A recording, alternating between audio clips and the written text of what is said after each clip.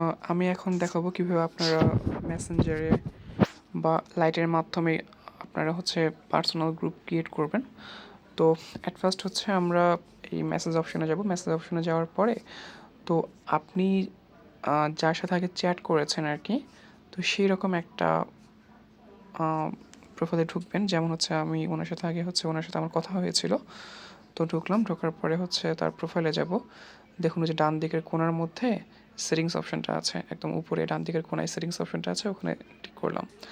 তো ক্লিক করলে এখন দেখুন এই যে অপশনগুলো যে আছে, যে মার্ক অ্যাজ আনরিড, তারপরে আছে হচ্ছে যে ক্রিয়েট গ্রুপ উইথ যে আইডিটা থাকবে তার নাম থাকবে আর কি।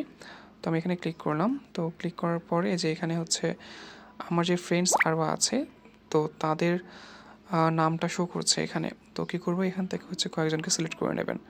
তো প্রথমে বেশি জনকে সিলেক্ট করার দরকার নেই, প্রথমে জাস্ট 4-5 জন সিলেক্ট করে দেখবেন যে গ্রুপটা ক্রিয়েট হয় কিনা, কারণ অনেক সময় সমস্যা করে বেশি জনকে সিলেক্ট করলে গ্রুপটা ক্রিয়েট হতে চায় না।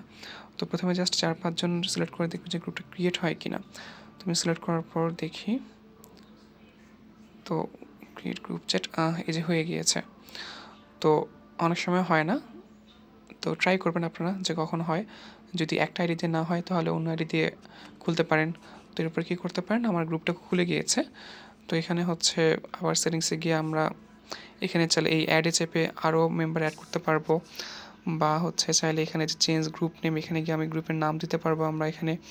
তারপর এখানে চেঞ্জ গ্রুপ ফটো, এখানে গিয়ে আপনারা একটা গ্রুপ ফটো দিতে পারবেন। তো যদি হচ্ছে আপনারা হোম রেন্ট নিয়ে আইডি খুলেন বা গ্রুপ খুলেন, তো সেই ক্ষেত্রে হচ্ছে হোম রেন্ট নাম দিতে পারেন গ্রুপের, বা অন্য নাম দিতে পারেন। যদি লোন প্রোগ্রাম নিয়ে করতে চান সেক্ষেত্রে হচ্ছে লোন প্রোগ্রাম নাম দিতে পারেন। তো এরকমভাবে হচ্ছে আপনারা গ্রুপ খুলে কাজ করতে পারেন, পার্সোনাল গ্রুপ খুলে, এবং এতে হচ্ছে মোটামুটি ভালোই কাজ হয়। আশা করি সবাই বুঝতে পেরেছেন।